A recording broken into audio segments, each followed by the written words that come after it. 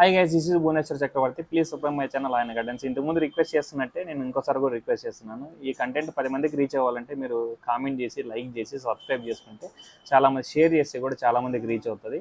So ఎవరైనా రైతులకి అనే వాళ్ళకి కొంచెం అవగాహన వస్తుంది ఫర్టిలైజర్స్ మీద. అందుకోసం నేను ఇంత టైం తీసుకొని మరీ వీడియోస్ చేస్తున్నాను. సో ఇప్పుడు మనం డిస్కస్ చేస్తున్నది ఏంటంటే ఫినోజిన్ ప్రోడక్ట్. దీని Fino aqua 7-11-37 plus 3% magnesium with tracer elements అంటారు అనమాట. ట్రేసర్ ఎలిమెంట్ అంటే మైక్రోన్యూట్రియన్స్ పీపీఎంలో ఉంటాయి. సో ఈ ఫార్మేషన్స్ ఇప్పుడు కొత్తగా వస్తున్నాయి, కస్టమైజ్ ఫార్మేషన్స్. చాలా రిజల్ట్ ఉంటుంది మనకి. ఇక్కడ 7 అని ఉంది కదా, 7 అనేది ఏంటంటే 7% నైట్రోజన్, 11% ఫాస్ఫరస్ లేక ఫాస్ఫేట్, తర్వాత 37% పొటాషియం ఉంటుంది. దాంతోపాటు 3% మెగ్నీషియం సల్ఫేట్ కూడా, మెగ్నీషియం ఆక్సైడ్ ఫార్మేషన్లో ఉంటుంది. తర్వాత ట్రేసర్ ఎలిమెంట్స్, దీంట్లో ఫార్మేషన్ దాంట్లో ఎంత పర్సెంటేజ్లు ఉంటాయి కూడా అవి కూడా చెప్తాను, ట్రేసర్ ఎలిమెంట్స్ కూడా. ఇంకోటి ఏంటంటే దీంట్లో ఈ ఫర్టిలైజర్స్ ఏంటి కస్టమైజ్ ప్రోడక్ట్స్ అనమాట.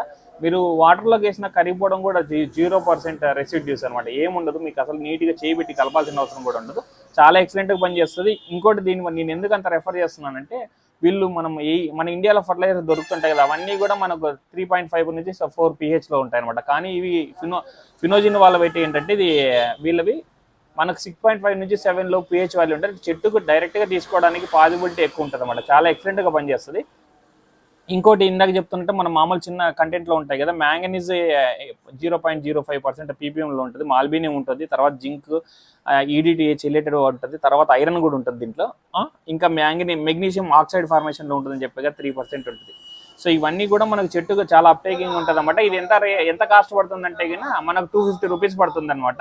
సో మామూలు సెల్లింగ్ ప్రైస్ మనం 360 రూపీస్ మ్యాక్సిమం సెల్లింగ్ ప్రైస్ ఉందన్నమాట. సో దీన్ని ఎకరాకి మనం మామూలు 5 grams కానీ ఒక ఎకరాకు 1 kg కానీ వదులుకుంటే చాలా ఉంటుంది అనమాట. స్ప్రేయింగ్ కూడా వాడుకోవచ్చు, ఇది బాగుంటుంది కాబట్టి. ఎందుకంటే పీపీఎం లెవెల్స్ కూడా చాలా తక్కువ ఉంటుంది దీన్ని కూడా వాటర్లో కలుపుకున్నప్పుడు. చాలా రికమెండెడ్ ప్రోడక్ట్ అనమాట. ఇదేంటంటే మామూలు కాయలు సైజులు రావడానికి బాగా యూజ్ అవుతుంది. అంటే మామూలుగా ఫైనల్ స్టేజ్లో అయితే బాగా యూజ్ అవుతుంది. అది guys, please subscribe my channel hi and gardens.